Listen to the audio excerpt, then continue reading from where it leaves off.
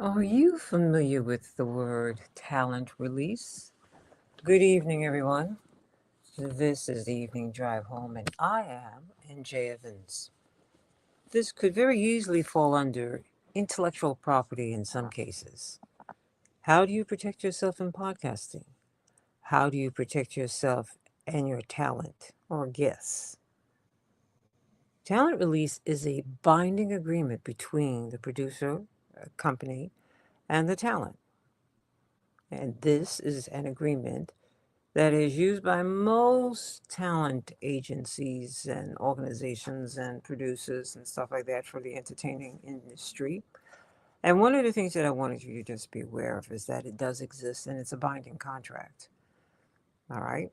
So you have a couple of things like the image, the voice, photography, the recording, and it'll spell out completely the nature of podcasting and the talent release and more. So I have a link in the description, and you just click on that link and you'll go to a lawyer who can really define that for you. Remember to make sure the talent release is completed prior to the taping or the recording of the show or prior to the live stream, just in case. You never know. Okay? This will head off any intellectual property challenges. As far as AI is concerned, that's not my area. You will need to consult with an entertainment lawyer or a lawyer in the industry itself and follow his or her suggestion. The producer host for the independents or the producer for commercial businesses are responsible for the direction of the podcast. This entails a great deal more than just cover and introduction. All right, so now we're going to get into a little bit more about the show. The show, if that show is being sponsored, this will also involve a clock for the show. Yes, we're speaking about a regular clock from 1 to 12 that has been divided into quadrants and indicating the positions of the breaks during each quadrant. For an example, in the first quadrant, which would be a 1 through 3, okay, what usually happens, you have maybe about 1 or 2 minutes at most at the top of the show where you do your introduction of the show, you do your station identification or whatever it is that you've placed in there. Some people run PSAs, public service announcements. Some people do small commercials. And usually, if you have somebody that's a KIP or a person, influencer who has a brand, a good brand, he's usually or she's usually in that slot. Okay. And the reason for that is because they would drive the price tag on a commercial for, from, let's say, one of the businesses wants to put buy a package in terms of the commercials. And he wanted that first quadrant as the opening of the show and the last quadrant as the closing of the show, because he also knows that the host is right in there in those two spots. Now, the negotiation is going to be with the talent or without the talent, meaning with the host or without the host. With the host, the price is going to be higher. Without the host, naturally lower. Okay. If the commercial is in the other quadrants, and that would be quadrant 2 on this side and 3 on that side, yeah. What will happen is that it will just flow. Your general commercial with whomever the individual is that is doing the voiceover work and so forth, but not really the brand person, brand name. That person is not going to be usually, generally, in that spot, even though it might be the producer of the show. When I say producer, the producer host of the show might be speaking right through the whole package. But I'm saying specifically if they're going to associate themselves with a particular brand, meaning a commercial brand, a business of some sorts, then it will be in that first or that fourth quadrant. And the price tag, as I said before, will be much higher. All right.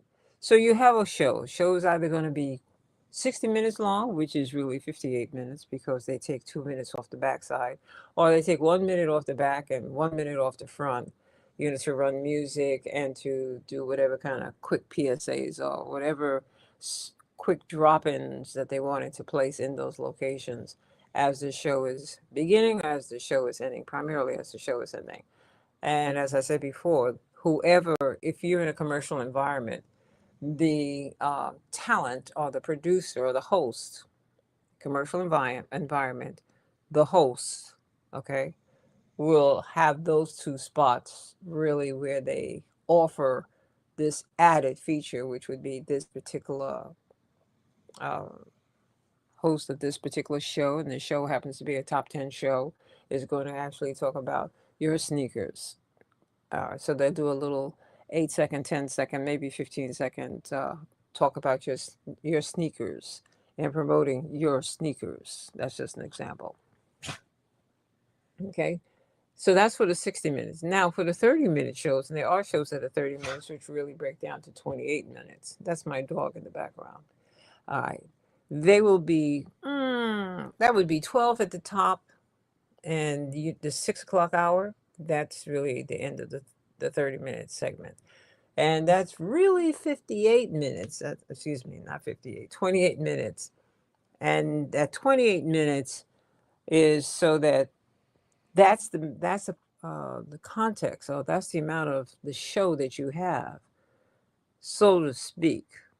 Okay, and the reason why I say so to speak is because also, remember now, the commercials are in there. So generally, I just wanted you to know first, second, third, fourth quadrants are where they insert the commercials. And some commercials, so the second and the fourth quadrant, no, second and the third quadrant usually might have 2 or 3 commercials in there in each one. And they would be short commercials.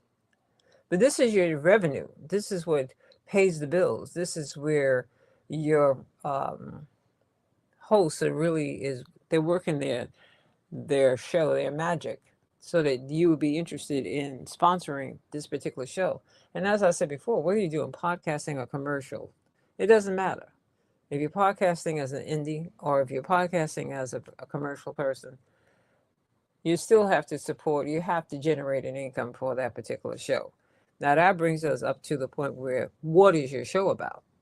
All right, so your show has to be something that is really catchy, interesting, and what happens in that particular area is that you, as the independent person, you're producing and you're hosting a show, you have maybe a series of shows that you're actually sending out there to the audience, implementing, bringing attention to.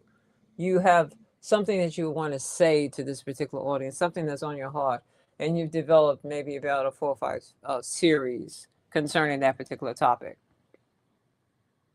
This is what you're going to do as a producer.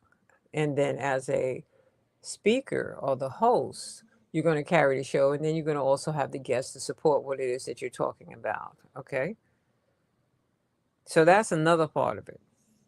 But I just wanted you to know that there are different aspects to this particular thing. If you're on the commercial side of this, the same thing is applicable. The same thing is applicable. Only difference is the producer runs that one. Whereas if you're an indie where you're producing and hosting, then what happens is you are running it, and you also take the responsibility for that particular show. Now let's talk about your guests. If you happen to have a guest that's coming to your show, you have to brief them on, I feel, etiquette. You have to tell them about the studio etiquette. And the reason why I say that to you is because sometimes you can have a scenario where the individual is not groomed, you could say, and they want to use profanity on the show. However, your particular show is not known for profanity. And not only that, you have marks or strikes against you if this profanity is being used, and some other things that maybe that particular station is against. So you have to be very careful. And you have to inform your guests that they can't step out of the boundary lines. They have to go within the boundary lines, and then the show will go on. Now, they have to agree to this. Okay, they have to agree to this. Now, let's say you have a particular guest on your show, and this person is not loquacious. He's not a person that's gregarious. He's not a person that speaks. Okay. Now, off camera or off mic, because some podcasts are videotaped, some are not. All right. Off microphone, what happens is that person is talkative, just continuously flowing, making a lot of sense, presents a great argument. However, when they have a microphone in front of them, earphones on their head, they don't want to speak. Stage fright. Okay? And you have to, as the producer host, you have to lure that conversation out of that individual. Make that individual feel comfortable and relaxed. Sometimes before your show begins, you play some music. If not, you're going to go straight into the information that you're providing to your audience. And this person, you have to pull that information out of them, whatever the topic is. It could be about turnips. You have to pull that information out of this individual who has some great insight, but they don't feel comfortable in front of that microphone. So it's your responsibility, Mr. or Miss Host, Mr. or Miss Producer, and it's your responsibility to pull that out of that person. Now, let me back up a little bit and say this to you. Before you go on air, and while you're sitting in that control room, you say to the person, take a deep breath, get them to relax, just relax them down. And after they finish relaxing, then you say to them, we're just having a conversation. Now, if I need to move the mic from in front of you, which I could put a little to the side of you, then we'll talk like that. But I don't want you to freeze. The point of this is not for you to freeze. And so the person will say, oh, yeah, I can do it. I can do it. But when you see that person, when you go live and that mic is hot, and you see that person is sitting there and not speaking, giving you yes and no answers, you go to break, you either run a commercial or you bring in some music and you make sure that your microphones are off. And you say one on one to the person, are you okay? Come on, this is easy. Here, take a deep breath. This is nobody's going to get you. Nobody can see you in here. Okay?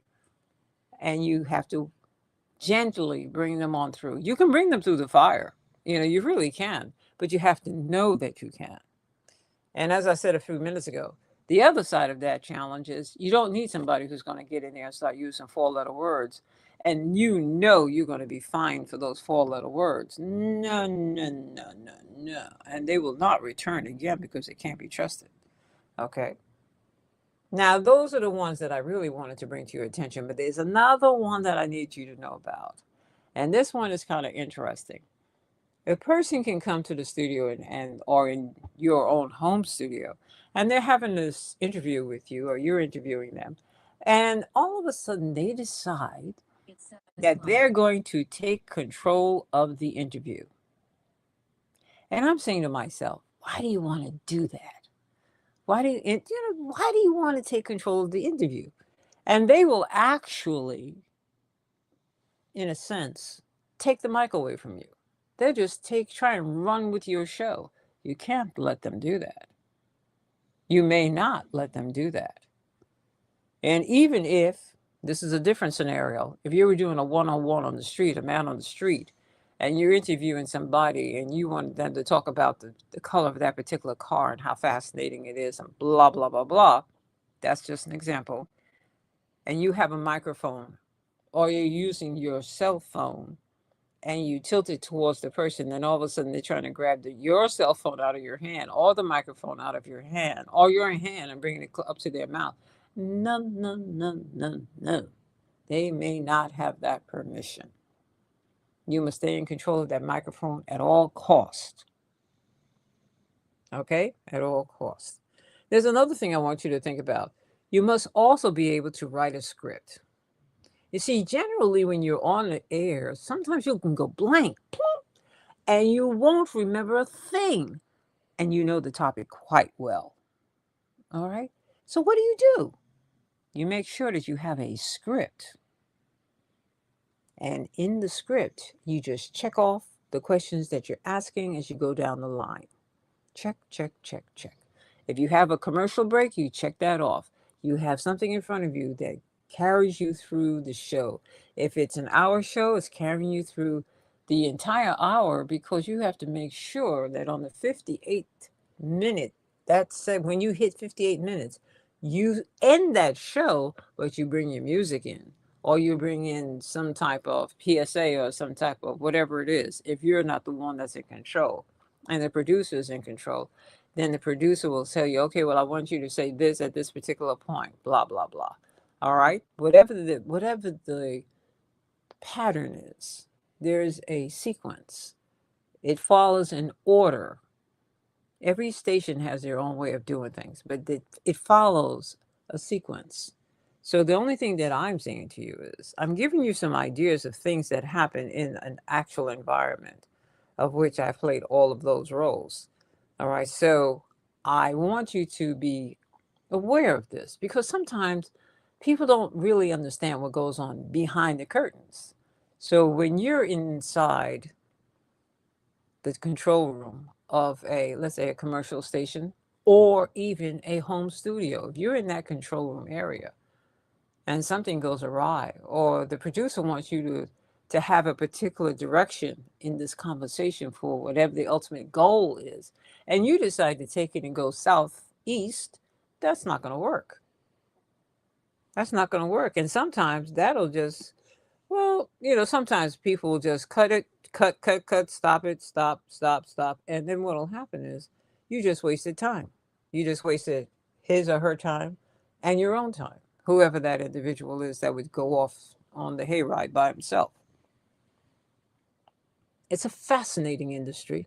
It's lots of fun to sit there and have a conversation with people and to hear them and to hear their thoughts and to understand where they're coming from, all the reasons why they don't agree with something, all the reasons why they do agree, all the reasons why they're standing on their platform and they're saying this person should be, and whatever goes behind that. It's up to you to decide whether or not you want that person on your show as well. But design a show that has a beginning, a middle, and an end, just like in music, beginning, middle, and end.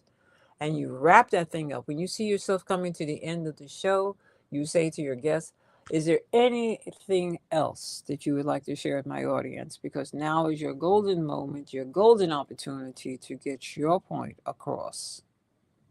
And you let them speak for 1 minute.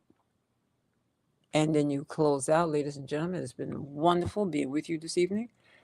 And next week we're going to have Rainbow Crew, and they're going to be here for about an hour, and we're going to have a wonderful time. So see you next week. You just close it out with whatever it is that you need to close it out with, and that's the end of that. See, but you see, that's surface. I'm only giving you surface. And I'm giving you surface only so that you can get an understanding of some of the other things that happen. Sometimes people leave those things out, and especially when you're bushwhacked on a live mic.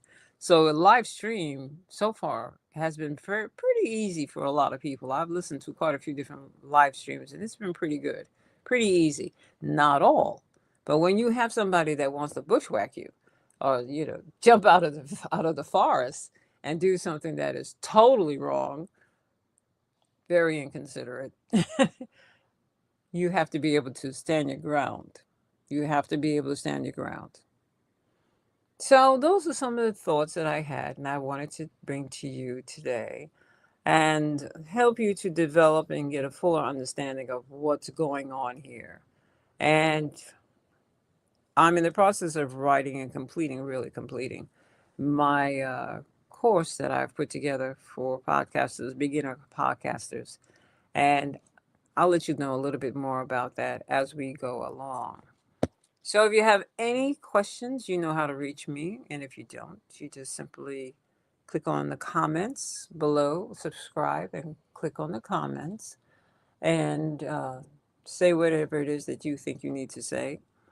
And then I'll get back to you on my DM. Alrighty? In the meantime, I have another request. I have a quiz that I'd like for you to take. We spoke here for a few minutes, nothing deep, just little surface stuff.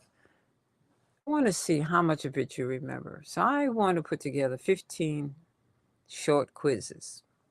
Yes and no, one answer quiz. There's no sentences. And just to see where you are. If you're interested, click on the word quiz and we'll go from there. Remember to create the reality that you truly do desire, not one that you don't. Thank you so much for joining me this evening.